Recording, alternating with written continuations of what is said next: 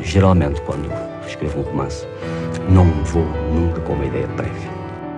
Essa vontade de sacrificar a um suposto rigor de conteúdo as invenções puramente formais. A arte, quando reflete uma sociedade, não a reflete de uma maneira passiva. A realidade não há, a realidade inventa-se. De forma que eu estava interessado numa arte que fosse uma arma. Aviso à navegação. Este é o podcast do Museu do Neorrealismo.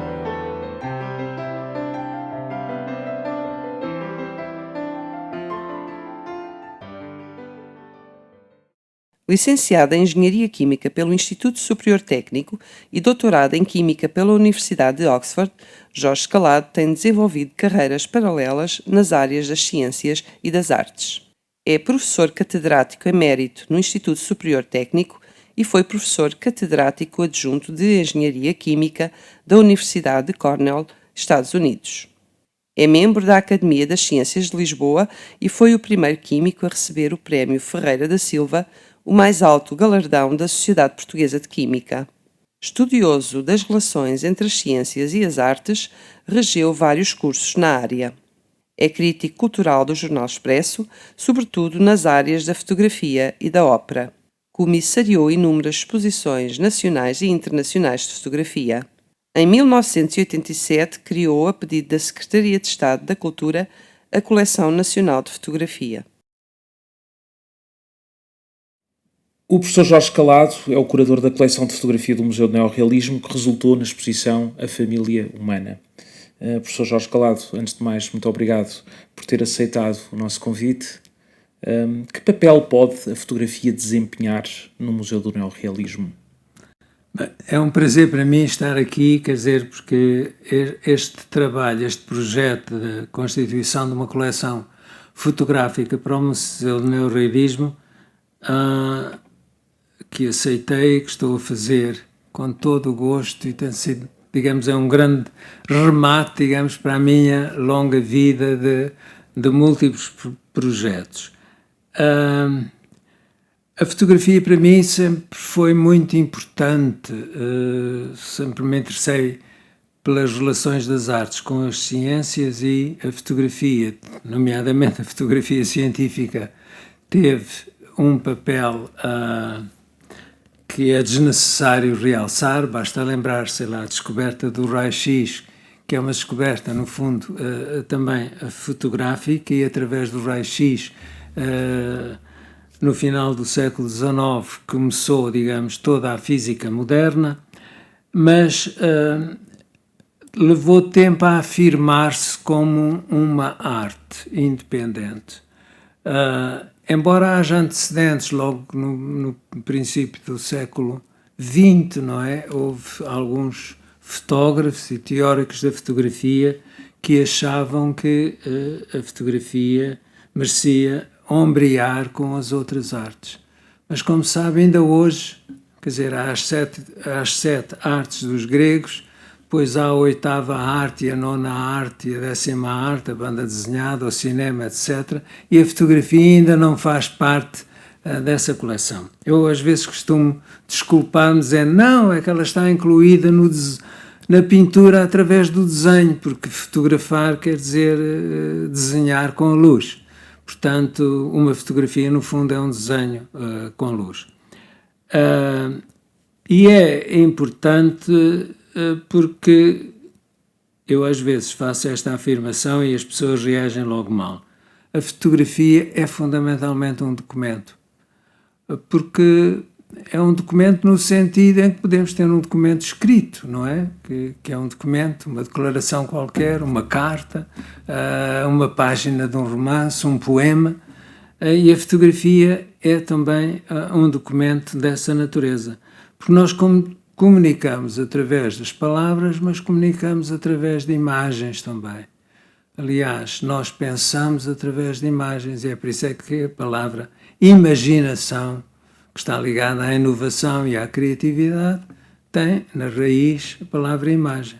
Portanto, nós podemos comunicar através de imagens, e uma exposição de fotografia não é muito diferente de um romance ou de um poema, porque pomos duas fotografias uma ao lado da outra e elas entram em diálogo. E se pusermos 3, etc., ou 4, ou 10, ou neste caso da exposição A Família Humana, que é aliás o nome da coleção também, temos ali um romance ou vários romances que compete, digamos, ao visitante depois decifrar.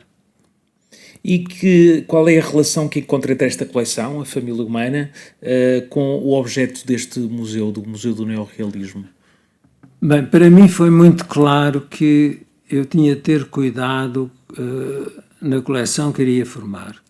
Foi um desafio, recordo apenas que resultou de um telefonema da diretora científica, da professora Raquel Henriques da Silva, que aqui há 2 anos e meio, ou nem isso, me telefonou a perguntar: achas que ainda é possível fazer uma coleção de fotografia, neste caso para o Museu do Neorrealismo? E eu disse-lhe logo: acho que é possível fazer uma coleção de fotografia, mas não acredito que seja possível em Portugal, porque não há as condições nem o dinheiro. Eu fiz, por exemplo, aquela que seria a Coleção Nacional de Fotografia no final dos anos 80, 1986, 87, porque em 1989 comemoravam-se em todo o mundo os 150 anos da invenção da fotografia. E na altura a Secretária de Estado da Cultura, que era a doutora Teresa Gouveia, convidou-me, eu não a conhecia de parte nenhuma, sabia que ela era membro do governo, e convidou-me e disse: olha, nós também queríamos, sei que no resto do mundo estão-se a preparar as comemorações dos 150 anos, nós também queríamos associar-nos a isso, mas não tem nenhum museu em Portugal que colecionou fotografia até hoje. E, portanto, vinha-lhe pedir a si para ver se era possível fazer essa coleção, porque não queremos, e isto são palavras mais ou menos textuais delas, que se repita aqui aquela velha história de que queremos criar uma revista nova, não temos artigos, mas estamos a preocupar-nos com a capa. É muito fácil a gente estar-se a preocupar em criar um museu de fotografia, mas para ter um museu é preciso ter qualquer coisa para meter lá dentro do museu. E nós não temos fotografias. Bem, eu não sei, agora, desculpa, isto é uma interrupção, não é? Não sei se se me estou a estender, porque eu começo a falar não, de outras coisas. Perfeitamente. E, portanto, quando foi convidado pela professora Raquel para fazer esta coleção, portanto, como disse, a primeira reação foi: não é possível cá.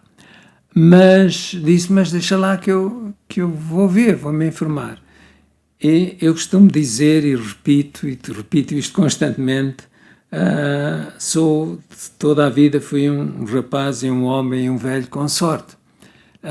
Não tinha passado ainda uma semana quando uma grande amiga minha em Nova Iorque, galerista e depois também mercadora, quer dizer, privada, me enviou um e-mail a dizer: olha, acabei de comprar um grande arquivo de fotografias, que é o Pix Publishing de Nova Iorque. Nessa altura as minhas orelhas arrebentaram logo, porque o Pix Publishing era não só, talvez, a maior agência de fotografia. Foi fundada nos anos 30 e durou, digamos, 30 anos, porque a partir dos meados ou finais dos anos 60 já não era preciso haver aqueles arquivos, porque a televisão, digamos, tinha abafado, digamos, as revistas de fotografia. E era o maior arquivo, o mais conhecido, porque foi fundado por imigrantes judeus, alemães e austríacos, que, fugindo ao nazismo, foram para Nova Iorque. Alguns deles eram fotógrafos, outros viram na fotografia uma maneira de ganhar a vida e fundaram aquele arquivo, que era quem fornecia, digamos, as imagens para as grandes agências, para os jornais e para as revistas de todo o mundo. E então ela dizia-me, essa amiga minha, que havia muitas fotografias de Portugal e que talvez eu tivesse interessado, porque eu também, durante décadas, colecionei fotografias.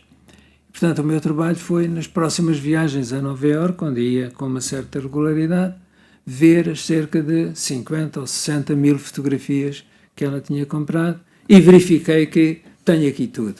Porquê? porque é um arquivo que começa nos anos 30 e vai até aos anos 60. E estes são os anos, digamos, as balizas do neorrealismo. Nos Estados Unidos o neorrealismo começou mais cedo, começa nos anos 30 com a Grande Depressão e o New Deal do presidente Roosevelt, que afetou não só as artes plásticas, mas a literatura e o cinema e tudo o resto, e nomeadamente a fotografia, e até, digamos, aos anos 60. Portanto, ali tinha, digamos, fotografias de todo o mundo, das circunstâncias mais variadas, na terra e no mar, no trabalho e no lazer, etc., e que poderiam ser uma base para esta coleção. E, de facto, a coleção neste momento deve ter à volta de 400 imagens, 40% dessas imagens provêm desse arquivo.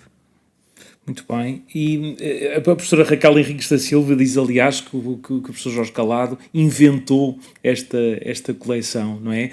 Podemos dizer aqui que há uma espécie de criatividade nesta coleção. Pois, eu acho que, quer dizer, qualquer coleção é o retrato de quem a faz. Claro que aqui o retrato é um retrato que eu fui construindo a pouco e pouco, à medida, não é? Eu sabia que isto é um museu de neorrealismo, que é um museu de literatura, que o neorrealismo foi muito importante no cinema. Por exemplo, há um caso que, aliás, precipitou a formação desta coleção, que é o caso do neorrealismo italiano. Porque é que precipitou esta coleção? Quando nós pensamos em neorrealismo, claro que há o neorrealismo na pintura, há o neorrealismo na literatura, mas aquele que marcou, digamos, foi o neorrealismo no cinema, nomeadamente no cinema italiano, porque há vantagens também em ser velho, não é? Eu lembro-me da excitação com que eu via os filmes neorrealistas do Vittorio De Sica, do Rossellini, alguns não passaram na devida altura por razões que todos conhecemos, não é razões políticas, mas Vittorio De Sica, por exemplo, passaram muitos. E a excitação com que eu vi aquele cinema. E, portanto, eu sabia, quer dizer, que a coleção que eu iria formar tinha de ter em conta, digamos, a literatura neorrealista e o cinema neorrealista. E eu estava a dizer que o convite vem nessa linha porque eu escrevi no Expresso há 3 anos um artigo, para mim foi uma surpresa. Eu vou para Nova Iorque em setembro, acho eu, era para a abertura da ópera no Metropolitan, porque a ópera é outro dos meus interesses, e há, para meu espanto, 5 exposições de fotografia neorrealista italiana. Ao mesmo tempo, quer dizer, havia uma no Metropolitan Museum of Art, havia outra na Grey Art Gallery, que é um grande museu também, da New York University, e galerias também tinham e tal. E eu que conhecia razoavelmente bem a fotografia europeia, nomeadamente, claro, a portuguesa e a espanhola e a francesa e a húngara, etc., a fotografia italiana conhecia relativamente pouco. Há 2 ou 3 nomes que eu conhecia bem, mas a fotografia italiana não conhecia. E essas exposições abriram-me os olhos, porque eu percebi porque é que não se conhecia a fotografia italiana. Porque os fotógrafos italianos estavam todos no cinema. Estavam todos a fazer cinema, não é? E a ser aquilo que em inglês se chama o cinematógrafo, não é? E, portanto, percebi isso, não é? E escrevi um artigo para o Expresso e foi ao ler esse artigo que a professora Raquel Henriques da Silva teve a ideia, o Jorge sabe de fotografia neorrealista e, portanto, possa fazer isso. Portanto, as minhas bases eram a fotografia humanista, enquadrada, digamos, nas décadas de 1930 a 1960, ligações ao cinema, ligações à literatura, e também sei, quer dizer, as inclinações esquerdistas, comunistas do museu, que respeito, e que quis também dar conta disso. E era muito fácil, não é? Nomeadamente, alguns dos grandes fotógrafos italianos eram membros do Partido Comunista, e ele, por exemplo, um caso concreto, não é? Uma das fotografias que eu arranjei é um retrato do Amílcar Cabral, e é tirado por Uliano Lucas. E dá-se o caso curioso, eu pensei, bem, o Uliano Lucas ainda é capaz de ser vivo, não é? Porque é um rapaz da minha idade. Portanto, se eu estou vivo, ele também é capaz de estar. E lá consegui entrar em contato com ele. Não falei com ele diretamente, falei com a assistente, e ele ficou muito contente, porque eu tinha aquela fotografia, queria reproduzir-la no catálogo, precisava dos direitos de autor, e portanto era pedir a autorização. E uma das coisas que eu disse, não tenho só fotografias suas, tenho de outros colegas seus italianos, que é o Carlo Maria Garrobo, o Ernesto Reia, etc. por aí fora. Hermano Reia. E é claro que ele disse logo, aliás, na resposta, disse, os meus grandes amigos, todos amigos do partido, não é? Eu já sabia disso, não é? E que eram grandes fotógrafos, não é? E, portanto, quer dizer, abriu-se completamente a conceder tudo. Portanto, foi esta a maneira como eu fui pensando. E podemos falar, há pouco disse várias vezes, referiu várias vezes a expressão fotografia neorrealista. Nós podemos falar em fotografia neorrealista? Existe fotografia neorrealista? Quer dizer, os franceses dizem a fotografia humanista talvez é uma designação que eu prefiro. Os americanos chamam-lhe a chamada Escola de Nova Iorque, no fundo é exatamente a mesma coisa. E, no fundo, por detrás está uma ideologia de esquerda, não é? Nomeadamente muito influenciada também pelo Partido Comunista. Eu, como nunca fui do Partido Comunista, posso falar nisto com todo à vontade. Mas que respeito e que levou, digamos, fotógrafos nas 5 partidas do mundo a fazer fotografias que têm algo em comum. Curiosamente, quer dizer, isto nasce... acho eu, na América, porque logo no princípio dos anos 30, com a Grande Depressão, eu tenho uma grande admiração, porque ainda já era vivo, quando o Roosevelt era presidente dos Estados Unidos, quando há a Grande Depressão, em que centenas de milhares de pessoas perdem as suas poupanças, porque os bancos entram em falência. E depois, simultaneamente, portanto, há uma crise financeira terrível, perdem empregos e, simultaneamente, há uma seca terrível que dura vários anos, no chamado Midwest americano, que era, digamos, o celeiro da América, em que se perdem as culturas e os lavradores e os trabalhadores da terra ficam também na miséria. E se dão as grandes migrações em que centenas de milhares de pessoas se põem a caminho da Califórnia, que tinha continuado com um clima relativamente ameno e onde havia algum trabalho, nomeadamente na apanha da fruta, não é? Faz-me lembrar aquilo que se está a passar em Portugal em certas zonas com os imigrantes estrangeiros, põem-se a caminho da Califórnia sem nada à procura de trabalho. E, nas palavras do Roosevelt, 1/3 da América fica sem casa, fica sem roupa, fica sem teto, fica sem alimentação. É claro que os outros 2/3, há 1/3 que vive medianamente e há 1/3 que são os ricos, que vivem muito bem. E é preciso convencer estes 2/3 que não sofreram ou que sofreram menos com esta crise que é preciso ajudar o outro terço. E a ideia genial do Roosevelt é que vamos fazer isso através dos artistas. E é curioso porque os artistas são os últimos, sempre são esquecidos em termos de crise. Acha-se que é, digamos, um floreado que não interessa muito.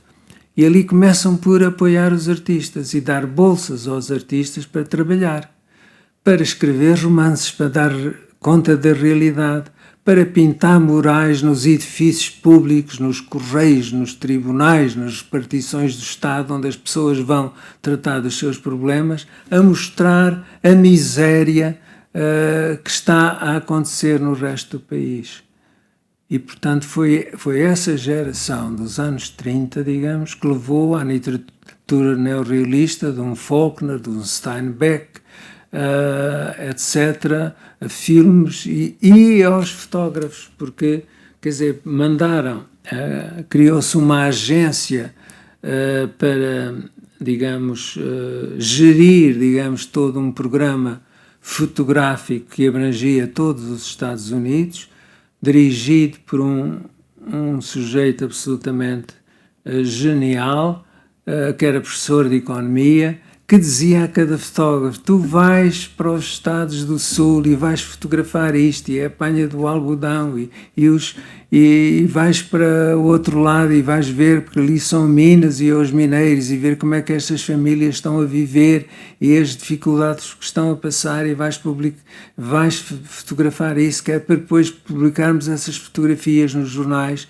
e nas revistas, nomeadamente nos grandes meios de comunicação, de modo as pessoas a perceberem que é preciso ajudar esta gente.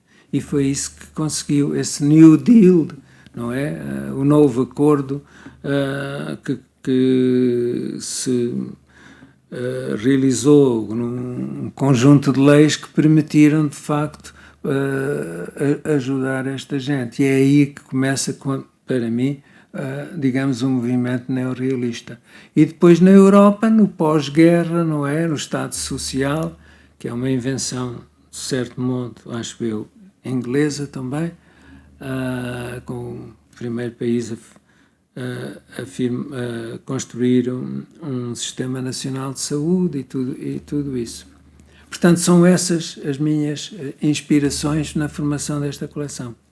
A certa altura, nesta exposição, na família humana, a exposição que parte desta coleção, nós vamos reparando esse lado humanista, muitas vezes individualizado. É algo também típico no neorrealismo, a utilização de uma figura única em representação, não é? O caso do Cadanheiro, do Júlio Pomar, não é? Que está ali um pouco em representação dos trabalhadores do campo, dos trabalhadores rurais. Mas, para além desse lado humanista e individualizado naquela figura, há um lado de organização social relevante nesta coleção, da família ao trabalho. Nós vemos isso, essa organização social que ali vai acontecendo.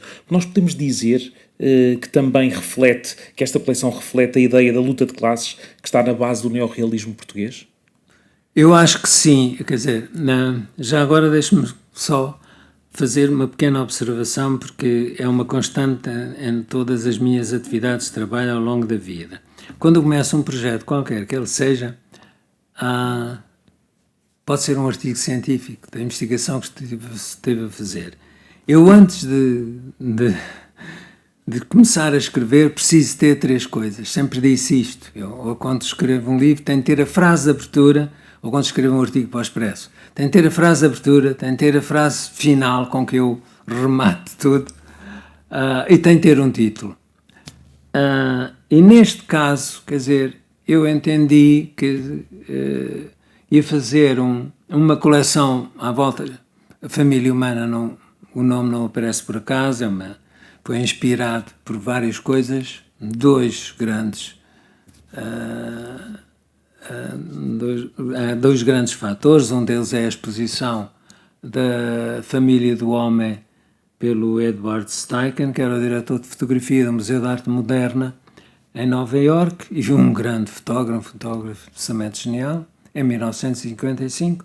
E a outra é uma inspiração literária, não é? Quer dizer, não tem nada a ver com o neorrealismo, ou talvez até tenha, porque ele tem a ver com tudo, que é a minha paixão pela obra do William Shakespeare, que é aquele escritor, eu não me canso de repetir isto, que é o maior escritor em qualquer língua e nunca haverá melhor em nenhuma língua.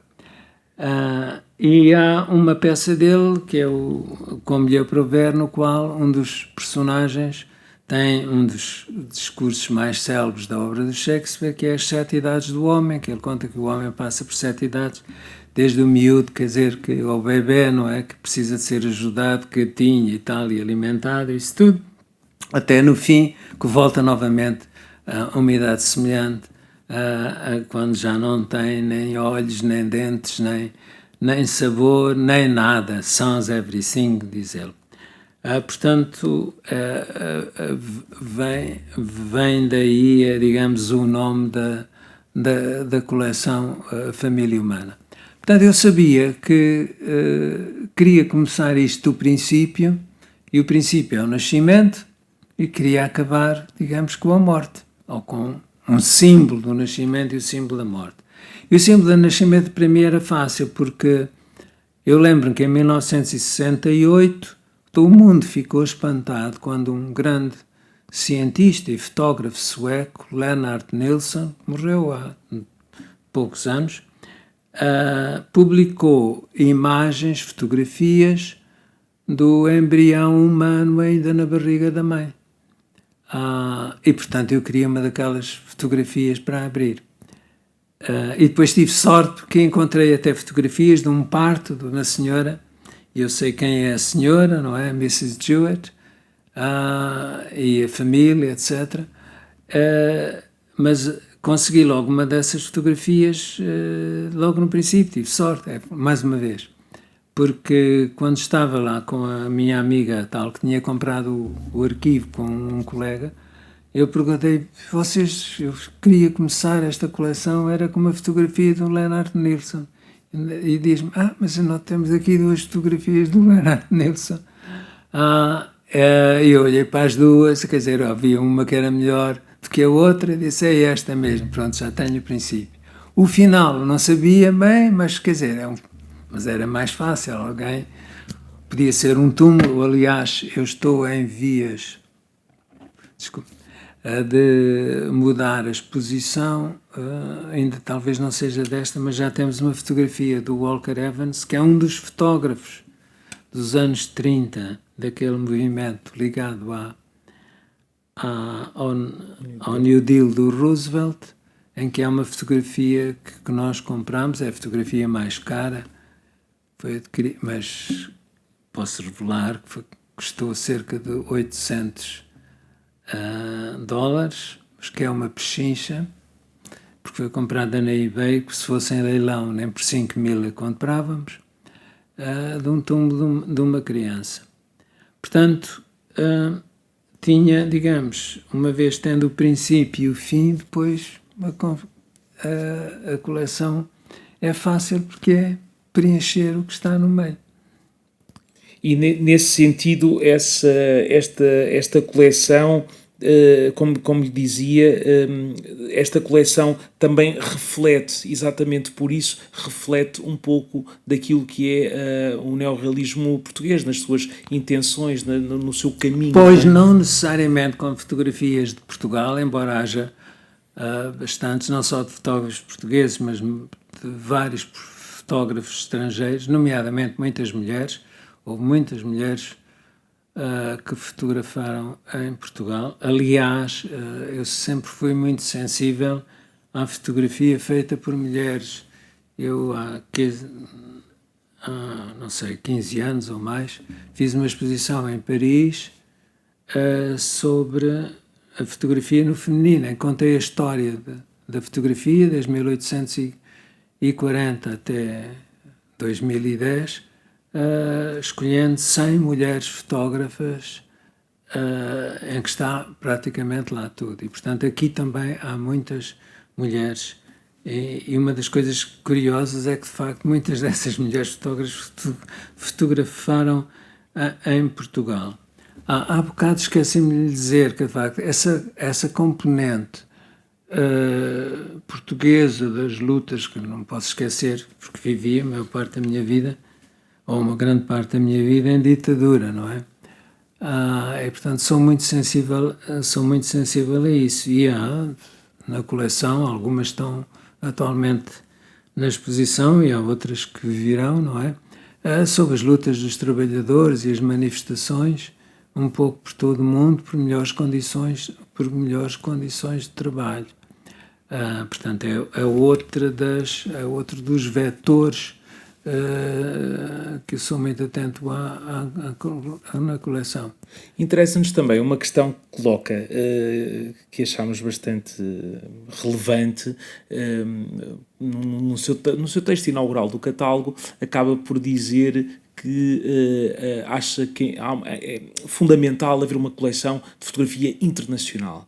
E gostava que nos falasse um pouco dessa necessidade. Como é que olha para essa necessidade? O que é que o faz pensar nesse... Há várias coisas, quer dizer, para mim, eu sempre achei que é muito mais importante olhar para as semelhanças entre as coisas e as pessoas do que olhar para as diferenças. Eu costumava às vezes dar um exercício aos meus alunos de química, física, que era, acabava a aula aí 20 minutos antes do período, e depois dizia, agora rasguem uma folha do vosso caderno de notas e vamos escolher aqui 2 objetos que estão aqui na sala de aulas no chamado anfiteatro químico. E vocês é que escolhem os objetos. Eu escolhi uma coisa qualquer. Um ponteiro. Pronto, ponteiro. O retroprojetor. Pronto, o retroprojetor. Está bem. Então agora vão escrever um ensaio de 300 ou 400 palavras, não mais nem menos, sobre as semelhanças entre o ponteiro e o retroprojetor. E eles ficavam assim, não há nada, não podemos escrever sobre as diferenças. Mas diferenças qualquer pessoa, ninguém vai confundir um ponteiro com um retroprojetor. Agora, as semelhanças é que vocês têm de pensar. E, portanto, isso tem sido, digamos, uma das guias da minha vida toda, profissional e mental, não é? É ver o que é que une. Porque a ciência, no fundo, o objetivo da ciência é ligar coisas diferentes. O Faraday foi o maior físico de todos os tempos, conseguiu ligar a eletricidade com o magnetismo. Pareciam coisas completamente diferentes. E depois veio o Maxwell e mostrou que as equações que regem, digamos, estes fenómenos são exatamente idênticas. Portanto, as semelhanças são muito mais importantes do que as diferenças. Portanto, a internacionalização é mostrar não só que nós não somos muito diferentes dos outros, que os nossos problemas são os problemas dos outros e que nós podemos aprender com os problemas dos outros e podemos ajudar os outros a resolver também os problemas. E por outro lado, há uma outra coisa que sempre me espantou, porque em Portugal quase todos, nomeadamente os museus, andam todos a fazer a mesma coisa. E é tudo centrado no país e não olham para o que se passa nos outros lados. E é tudo centrado no contemporâneo e não olham para os outros lados. Aliás, algumas das críticas que me têm feito, mas porquê é que não estás a fazer uma coleção para o Museu do Neorrealismo de fotografia contemporânea? Porque é a vida que nós estamos agora a passar. Não, eu tenho de respeitar a matriz deste museu. E nós podemos aprender muito com o passado para evitar, digamos, cometer os erros que foram cometidos no passado. Portanto, a minha ideia era, de facto, centrar ali fotografias já deste século, não é? Que se integram, digamos, no discurso geral. Mas a grande força, digamos, desta coleção é que é centrada nos anos 30 e 60. E hoje não tenho a mínima dúvida em afirmar que o Museu do Neorrealismo tem a melhor coleção de fotografia internacional deste período, porque vai aos outros colecionadores particulares ou aos museus e têm, digamos, coisas que são contemporâneas e tal. E, portanto, a ligação internacional é essa.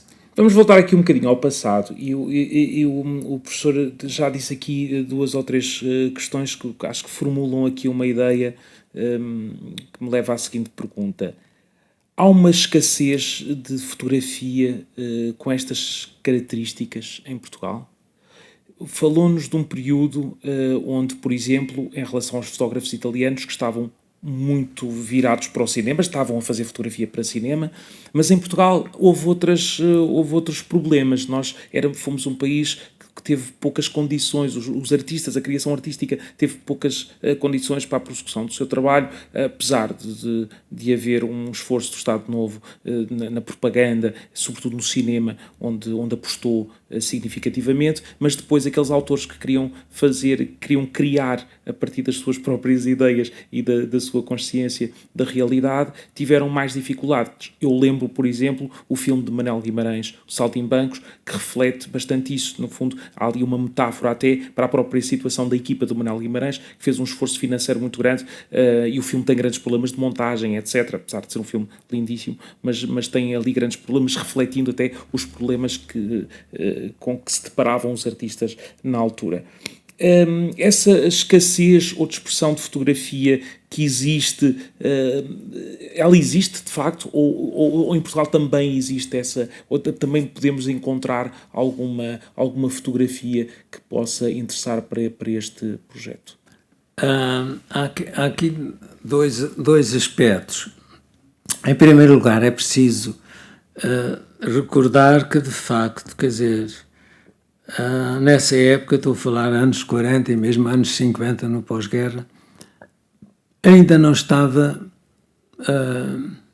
definido que a fotografia que era uma arte.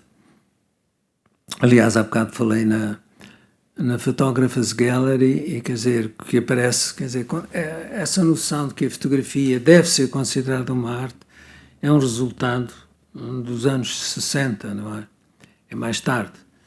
Eu lembro, por exemplo, aquele filme do Antonioni, o primeiro filme que o Antonioni, não sei se o único, rodado em Londres, o Blow Up, que na altura vi, que é baseado até num fotógrafo, é inspirado numa figura que ainda está vivo, o David Bailey, não é? E talvez seja nessa altura, quer dizer, posso fazer, um grande realizador pode fazer um filme sobre um fotógrafo, e portanto a fotografia pode ser arte. E é nessa altura que se funda a Photographers Gallery, pouco tempo depois. Portanto, nos anos 40 e 50. E depois há o problema que nós vivíamos em ditadura, não é? Eu lembro-me que, e sabia isso mesmo em miúdo, não é? Que um tipo que andasse a fazer fotografias, mesmo que fosse um particular, não é? Podia ser preso por estar a fotografar um pobre, não é? Ou um tipo que está ali no Rocio e tal, está lá uma senhora viúva e tal, na miséria, de mão estendida, ele tira a fotografia àquilo, pode ser preso, não é? No entanto, é curioso, talvez não seja uma coincidência, que o grande período na história da fotografia portuguesa é uma história banal, que não tem, digamos, grandes hipóteses de se impor em relação ao resto da fotografia europeia, com duas exceções. Uma unipessoal, que é o caso do Joshua Benoliel, no princípio do século XX, em que é, de facto, um grande fotojornalista, dos maiores do mundo nessa altura, sem dúvida nenhuma. E depois também eu julgo que, em reação também à situação política e ao facto de, a seguir à guerra, toda a gente esperava, eu já era nascido, não é? Eu lembro-me, em casa, dos meus pais, as conversas, toda a gente esperava que houvesse uma abertura do regime, não é? Quer dizer, o Hitler foi derrotado, Portugal apoiava, embora neutral, apoiava o Hitler, e, portanto, o regime não tem outra hipótese senão abrir-se. Mas, pelo contrário, quer dizer, houve precisamente o contrário. Em 47, 20 e tal professores universitários são demitidos só, não porque serem incompetentes, que isso seria uma boa justificação, vou expor na rua, mas apenas pelas suas ideias políticas. E nesses anos 50 há, de facto, é o único período na história da fotografia portuguesa, digamos, até tempos recentes, em que há meia dúzia de fotógrafos que são, eu diria, tão bons como os melhores lá fora. Quer dizer, tirando alguns génios, não é? Que é aquela geração do Sena da Silva, do Gerardo Castelo Lopes, etc., do Vítor Pala, do Costa Martins, etc., todos esses. Que ainda por cima eram amigos, conheciam-se, alguns fotografavam, sei lá, sei que o Sena da Silva e o Gerard fotografavam muitas vezes juntos e fotografavam as mesmas coisas, não é? E é curioso verificar o que é que um fazia e o que é que o outro fazia, até porque eu ainda conheci bem, fui muito amigo do Gerard Castelo Lopes. Quer dizer, eu gostava que houvesse dessas fotografias aqui, e haverá. O meu problema, quer dizer, é o seguinte, quer dizer, Eu primeiro quero arranjar os estrangeiros porque é uma oportunidade única. Os outros estão cá, são mais acessíveis. E depois há um outro segundo fator. Eu não vou citar nomes, mas sei que há alguns fotógrafos portugueses, já de uma certa idade, que gostavam de estar aqui representados, mas querem vender as fotografias.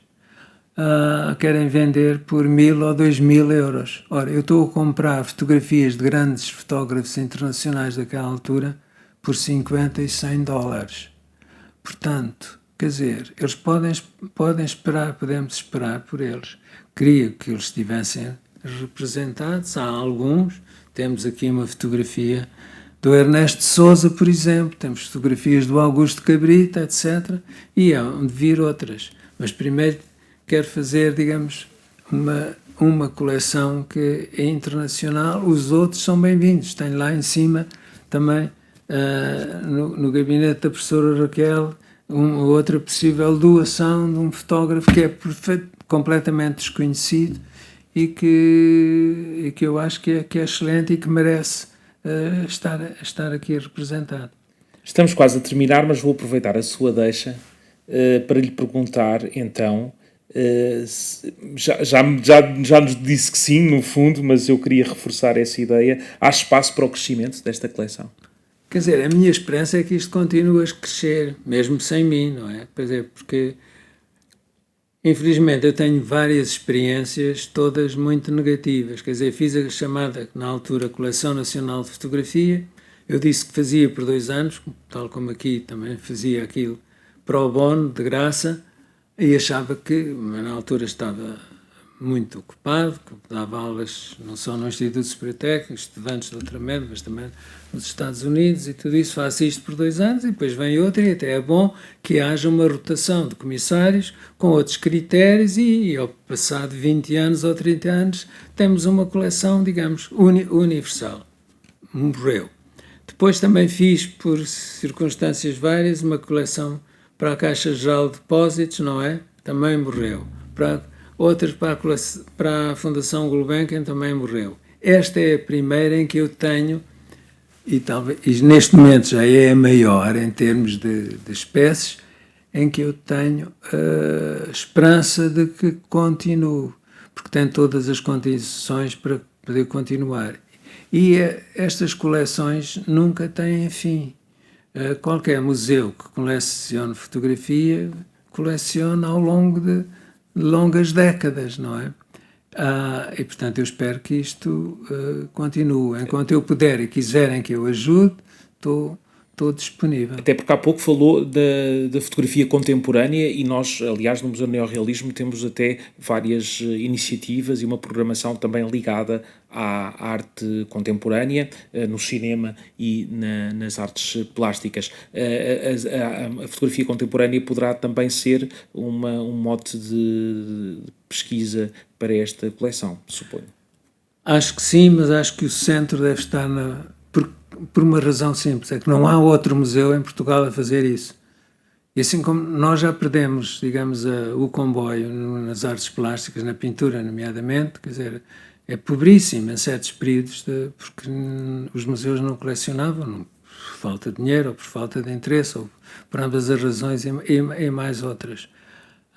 E, portanto, este museu, neste momento, é forte na fotografia internacional dos anos 30, 60, deve continuar a apostar nisso e, evidentemente, a avançar no tempo e a recuar no tempo.